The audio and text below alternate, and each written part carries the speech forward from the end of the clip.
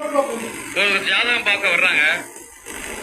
அவங்க வரும்போது ஜாதகம்லாம் இல்ல, இந்த பேர் ராசிக்கு பார்க்கணும்னு சொன்னாங்க. சும்மா ஒண்ணு இல்ல, அதை நம்ம அந்த நேரத்துக்கு அந்த டயத்துக்கு ஜாதகத்தை போட்டு பார்த்தோம். இந்த பையன் இருக்கானா ஓடி போயிட்டானா கேட்டேன். அவங்க சொன்ன கேள்வி என்னன்னா, பையன் நைட்டு படுத்தான், காலையில ஆளக்கானா, வயசு 28, அவங்க அப்பாவுக்கு அவங்களுக்கு சின்ன சண்டை, அவன் எங்கேயோ போய் தற்கொலை பண்ணிக்கிட்டான்னு நினைக்கிறோம். யா எந்த இடத்துல கிடக்கான்னு மட்டும் சொல்லுங்க, போய் தீட்டு வந்துடும் சொல்றாங்க. ஏன்னா அவன் இறந்து போயிட்டாங்கிற முடிவு அவன் வந்துட்டான். நாம சொன்ன விஷயம் என்ன அப்படின்னா, கண்டிப்பா அவன் சாகல.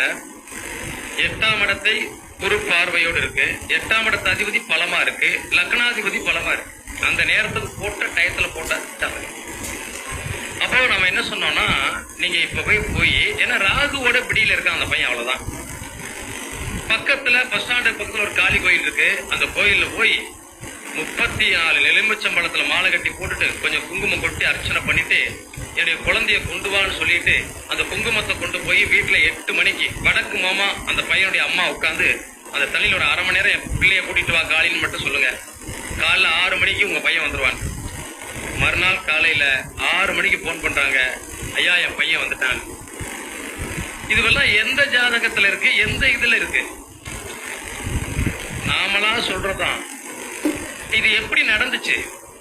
நீங்க நிறைய பேர் கிரகங்களை போட்ட உடனே கை தட்டுறோம், குதிக்கிறோம், ஆடுறோம், பாடுறோம். யாருக்காவது ஏதாவது புரிஞ்சா? புரியுற மாதிரி ஜாதகம் சொல்றதுக்கு யாராவது இருக்குமா? இல்ல. இப்ப என்ன சொன்னா, எனக்கு